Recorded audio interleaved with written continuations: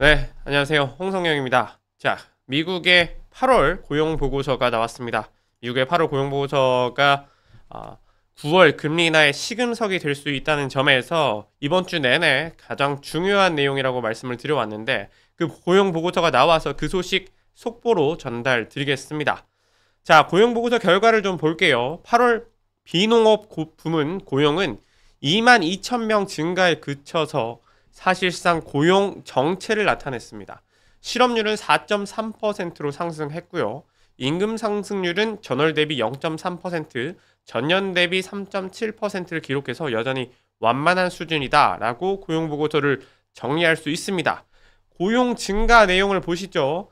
8월 비농업 부문 고용 증가 폭이 2만 2천 명에 불과했습니다. 최근 3개월 평균이 3만 5천 명이었는데 여실히 너무 눈에 띄게 못 미치죠.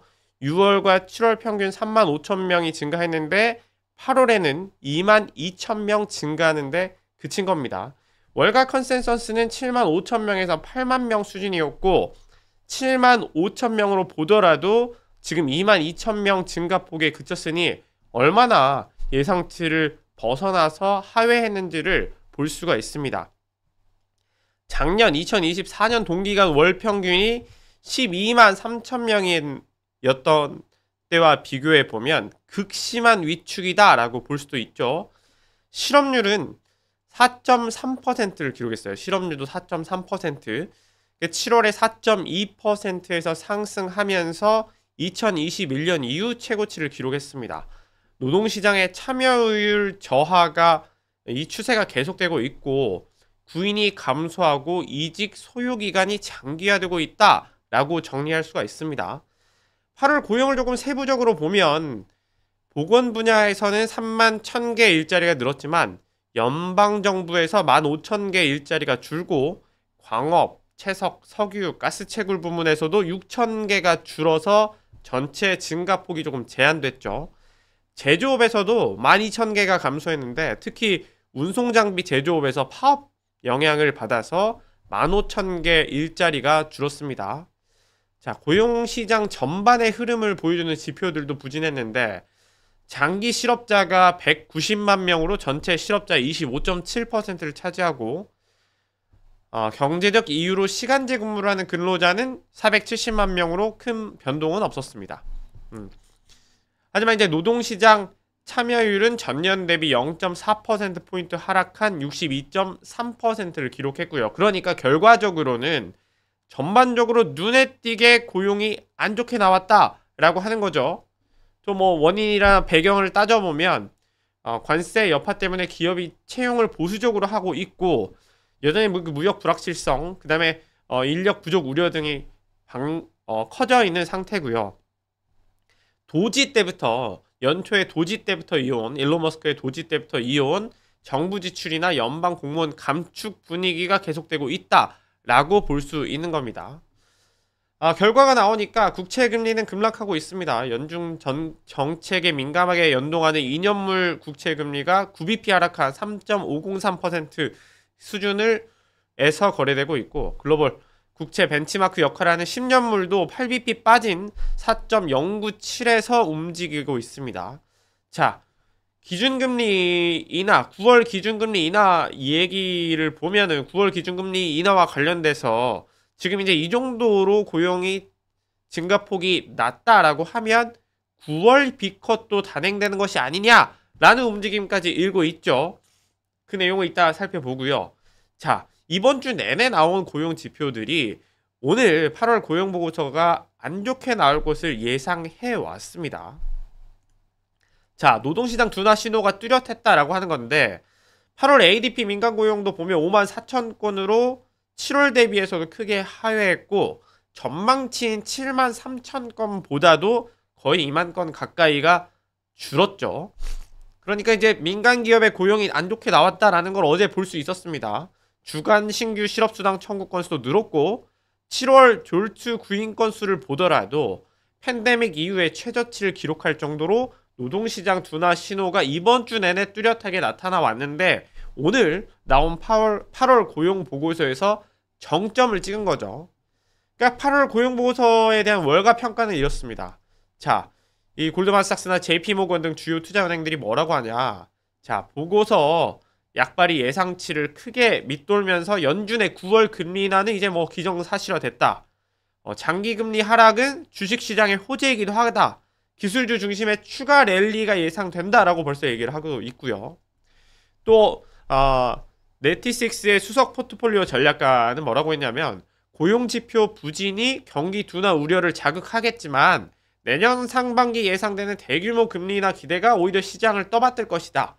금리 인하, 9월에 기준금리 인하는 현실화됐고 그러면 그 뒤에 어떻게 펼쳐질 것이냐. 증시 강세장 유지할 수도 있다. 기술주 중심의 추가 랠리가 이어질 것이다 라고 예측하는 월가의 분위기가 있다라는 것이죠. 노동과 관련해서는 노동시장 둔화는 구조화되고 있고 향후에도 계속해서 고용지표와 관련된 하향 압력이 지속될 것이라 라고 경고하기도 했습니다. 그게 이제 분위기가 계속해서 좋지 않다라고 하는 건데 제가 오늘 고용보고서 나오기 전에도 안 좋게 나온 지표들이 또 있었는데 그걸 보겠습니다. 구인 배수가 역전됐다라는 내용도 어저께 나왔었어요. 6월에 구인이 736만 개였는데 실업자는 720만 명으로 구인이 더 높았죠. 근데 7월에는 구인이 718만 개인데 실업자가 720만 명으로 비율이 0.99였거든요. 그러니까 2021년 4월에 0.96, 비율 1 미만을 기록한 이후에 이렇게 오래간만에 안 좋은 지표가 나오고 있다는 것도 나왔고 어제 이제 해고도 급증했다. 이번 주에 나온 소식들이 계속해서 고용 지표가 나왔기 때문에 해고도 급증했다는 내용이 나왔습니다. 8월 해고 발표가 85,979명으로 7월 대비 39% 증가했고 2020년 이후에 8월 기준 최고치다. 그러니까 우리가 2020년, 21년 다 팬데믹 때예요. 팬데믹 이후로 지금 최고로 고용이 좋지 않다라는 얘기를 계속해서 하고 있는 겁니다. 자, 그럼 어떤지 보시죠. 연준 9월 금리 인하 폭의 촉각을 기울이게 되겠죠. 고용보고서 제가 아래 나온 내용이 이제 고용보고서 발표 이후에 지금 가장 8시 50분께 내용인데 지금 보면 이제 9월 B컷도 얘기하는 지표가 나오기 시작해요. 2% 나오고 98%는 무조건 금리 인하한다 라는 겁니다. 8시 30분 발표 직후에 어제 이제 97%, 98%까지 올랐던 금리 인하, 25bp 인하에 대한 기대가 오늘 고용보고서 나온 직후에는 99%까지 올라갔습니다. 그랬는데 이제 조금 더 시간이 지나니까 야, 9월 25bp 인하는 기정사실하고 야, 이 정도면 50bp 인하도 될 수 있지 않아? 그런 기대감까지 나오고 있다는 거예요. 그게 이제 2% 새롭게 50bp 인하에 베팅하는 시장의 움직임마저 생겼다. 지금 이제 9월 연준 금리 인하까지 아직은 시간이 조금 남았으니 그 사이에 어떤 얘기들이 나올지는 모르겠지만 연준에서도 고민을 하겠죠. 그러면 야, 지금 고용이 진짜 이번 주 고용들 다 보니까 다 안 좋던데 괜찮은 거야? 선제적인 대응을 더 크게 해야 되지 않을까? 라는 생각을 할 수도 있습니다. 자, 잭슨홀에서 파월이 뭐라고 했냐? 지금 굉장히 기묘한 균형 상태다라는 얘기를 했죠. 전반적으로 노동시장이 균형을 이루고 있는 것처럼 보이지만 지금 기묘한 종류의 균형을 이루고 있다라는 얘기를 했습니다.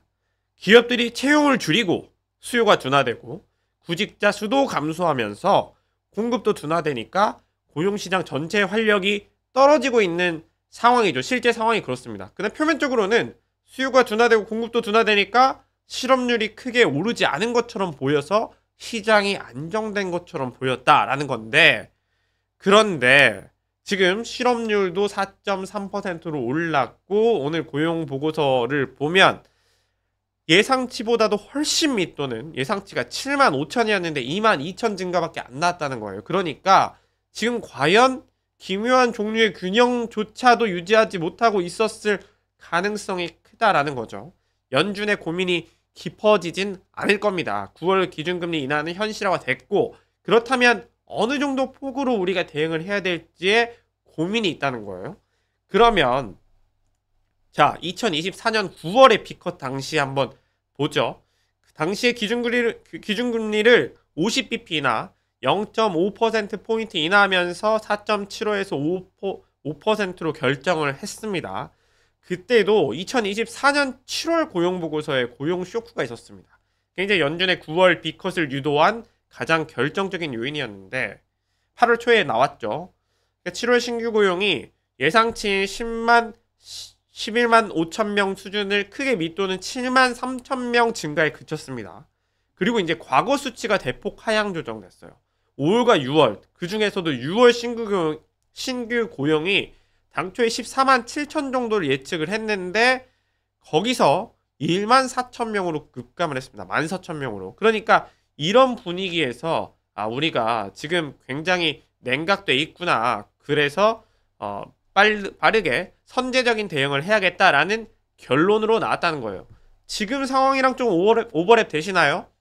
이번 고용보고서 나오기 직전 고용보고서에서 그 이전 달 2달의 숫자들을 대폭 하향 조정을 하니까 통계 조작이다라고 얘기를 하면서 트럼프 대통령이 노동통계국 국장을 해고시키죠.